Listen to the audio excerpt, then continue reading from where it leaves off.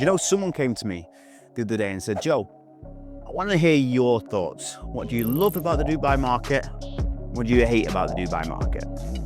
Now, we're specifically talking about real estate, obviously. And I said to them, it's a good question. And I had to think about it for a while. And then I didn't think about it. And then after I thought about it, I was like, this would be a great video. So here we are. So what do I love and what do I hate about the Dubai real estate market? What's going on, guys? My name is Joe Butler. As always, I'm bringing you the most informative real estate content in all of Dubai. I'm here to educate you. I'm here to help and guide you through one of the most fast and dynamic growth markets in the world right now. If you want to get in contact with me or my team, just follow the links below. So let's get into what we love about the Dubai market. I don't like starting off the video negatively. So number one, quite an obvious one, is tax-free income, okay? I don't think people quite grasp what that means, especially when they are buying property from overseas and they're purchasing it in Dubai. You are not going to be taxed on your income. Now, if there is a little bit of a difference in there, if you were to set up like a huge property empire and you're going to have like 10, 20 Airbnbs and it becomes an official business, then you will be subject to tax, corporation tax, if you're generating over a certain amount of money. But let's say, you're buying a property, personal property, one or two of them, and you're getting rental income, you're not going to be taxed on it. And that's the best thing about Dubai.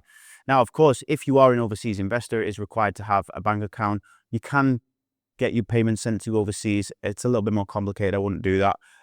But tax-free income. Now, when you buy a property, you are going to be subject to a 4% DLD, Dubai Land Apartment Charge. Some people would call that a tax. To me, that's not what it's not really a word we use for tax. It's the fee that you pay the government to buy a property, but 4%, that's all you pay. And then a commission to your broker if you were going to be buying it in a secondary market. But I mean, listen, tax-free income. So that's number one. Number two, ease of purchase. Regardless if you buy an off-plan or ready property, it is straightforward to purchase something in Dubai. Do you know how many people I sell properties from the UK and they're like, that's all I'd have to do? It just takes 5 minutes to send the money to a developer and I've, put my down payment for a property. And they're like, yeah, of course. Now, there are complications if there are, a few more elements to it. Let's say you want to buy a property from overseas and it's ready and you can't come to Dubai, then there are going to be steps in between, like appointing a power of attorney, like me or my team, to actually purchase the property on your behalf. But let's talk about off-plan as an example. As an overseas investor, super straightforward, super easy to do. And even if you're buying something ready, it's still very simple to do. Obviously there are some small complications about, not even complications, we can resolve these things easily, like getting a manager's check. If you are overseas, you need to purchase it, you need to take a manager's check. You can't just pay him cash or crypto. You need to get a manager's check and his official form of payment.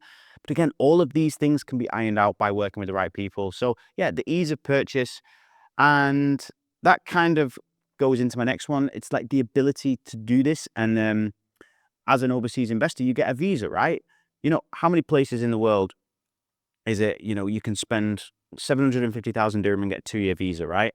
There's not many places that can do that. And then also, if you want to extend it and stay there, listen, as long as you're making the economy money, and Dubai, as I say to everybody, is essentially a business, okay? The country or the city operates like a business, the whole of the UAE does. Very smart and forward thinking, and you can get access and you can live here comfortably and just treated like everybody else. And it's a great place to live, all right? And it's like that easy. That's why I think it's so good. Now, next one is the fast-growing market, the architecture and the pace of developments.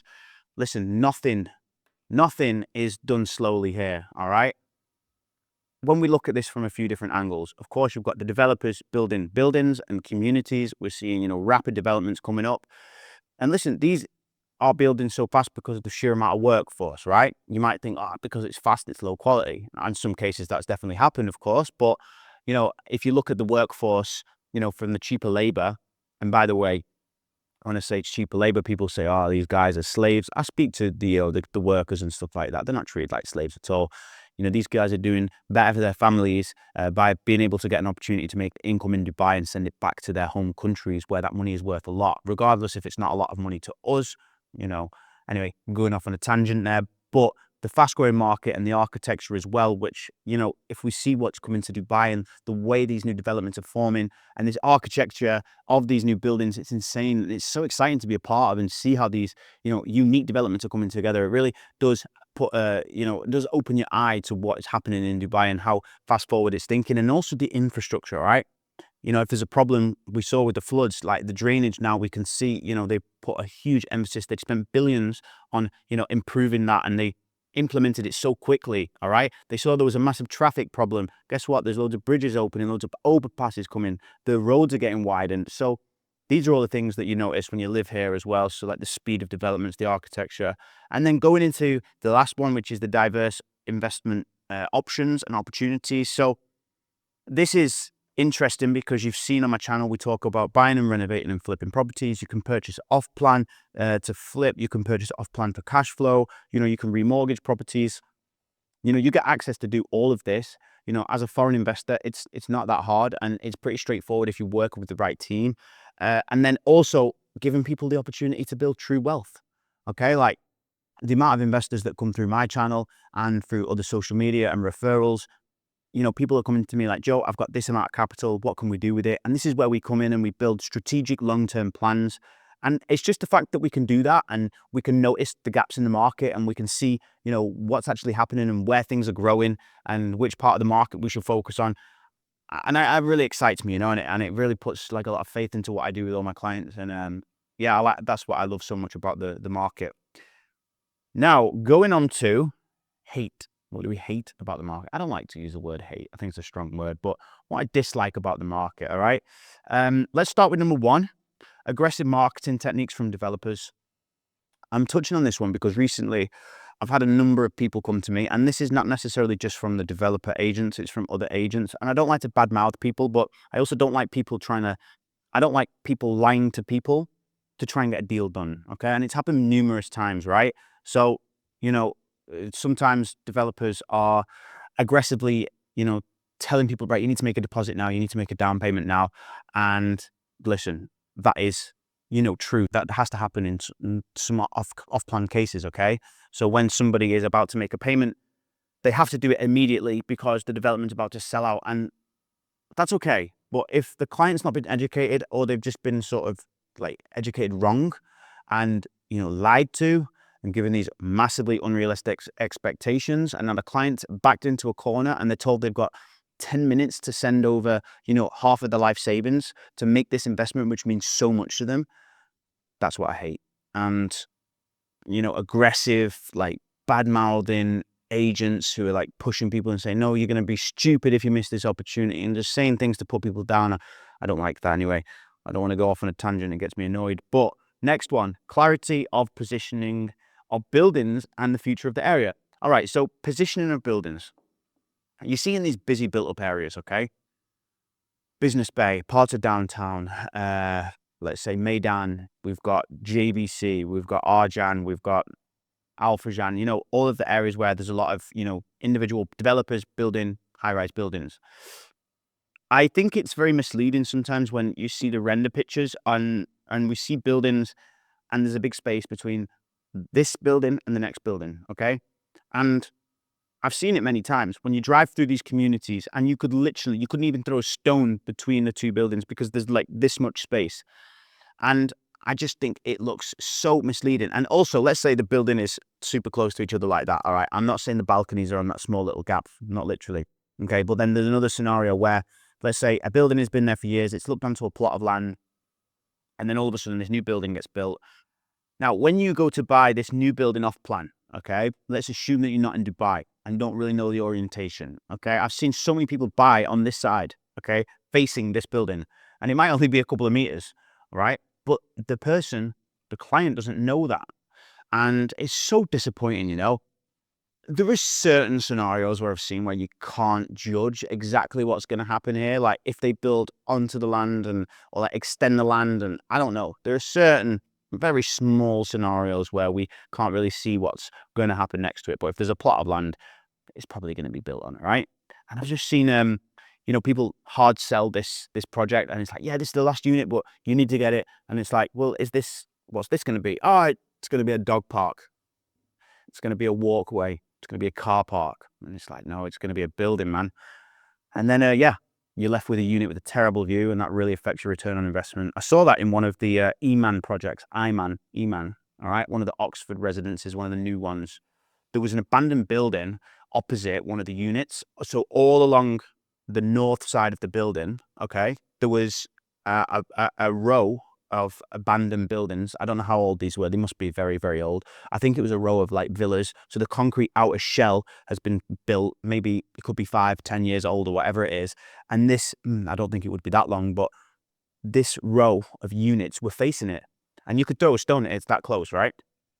And this entire row, you open your balcony and you are just facing concrete structures of desolate villas. And it's so ugly. And nobody would have knew that, but somebody would have knew that. You know, I would have knew that if I was trying to sell you the unit, because this probably existed before the building started getting built, or, you know, even if, anyway, we don't need to go into that too much. You know, it's just about positioning of buildings. And then people being misled on irrelevant non-necessities. I'm going to use the pool on the balcony as an example. Now, I don't mind a pool on the balcony. I think it's quite nice having a pool on your balcony. What I don't agree with is if you bought a studio and it's got a pool on your balcony and you're paying for less built up area inside and your balcony is big. Let's say your balcony is half the size of the studio, which means you've got a small, let's say 300 square foot studio, but you've got a 200 square foot balcony because it's got a pool on it. That for me doesn't make any sense. First of all, if you live in Dubai, you understand that for like 6-7 months of the year, it's too hot to be on your balcony. Secondly, you use the balcony mainly for putting washing out or just sitting out and reading a book. So now you've got this pool on your balcony, which it's not really a pool. It's literally like a concrete square with water inside of it. Now there is 1 or 2 developers in particular do this a lot, and I think it's a greasy marketing techniques to increase their price. And they charge 30% more than above the market rate, and I think it's ridiculous. I think anyone with a brain who knows about Dubai, I would never do that. Would I buy a property with a pool and a balcony? If I've got a large balcony and you know, I've got a 3-bedroom apartment, 2-bedroom apartment, and the balcony's big and it wraps around, yeah, I would consider a pool. Personally, I prefer like an ice bath or something like that. But if they offered it, yeah, maybe it's nice overlooking the city skyline. But if we're talking about a 1-bedroom with a pool in a location like, I don't know, Arjan or JBC or Al Barari, or maybe out near Barari, or let's say Al Fajan, all right? The views are okay, but we're not talking like city skyline views. We're not talking lake views. We're not talking forest views, you know? So, yeah, people being misled by that. I think it's a sensitive one. And then my last one that I don't like is short-term thinking amongst investors. So this is, you know, as you're an investor coming into the market, if you're thinking super short term and you just like want to, you know, your expectations are just all over the place and you're thinking I can do, you know, this, and this in this short period of time, it's not really a good way of thinking of things. And it's not, I would never say I hate that, but it's something I dislike. You know, don't come into the market thinking short term, because, you know, the market's here to, you know, grow and thrive, right? And I like to think of things, even if it's not long term, like 10 years, you know, keep in mind like 2 to 5 years at least, you know, like 2 years being the bare minimum. But if you just want to get in and out of the market, make some quick cash, you're probably not going to. And then that sort of mindset will bite you in the ass and come back on you, because, you know, I don't think things happen super short term anymore, like they used to. Anyway, so that's what I love and hate about Dubai's market. Again, love and dislike. I don't like the word hate. I hate the word hate. I'm not going to scribble that word hate out. If you enjoyed this video, which I hope you did, like and subscribe if you want any more information on how we can educate you and help you invest successfully. You want to become a successful investor in the Dubai market, leave your details below in one of our links and we'll be in touch. Thank you very much, guys. See you in the next one.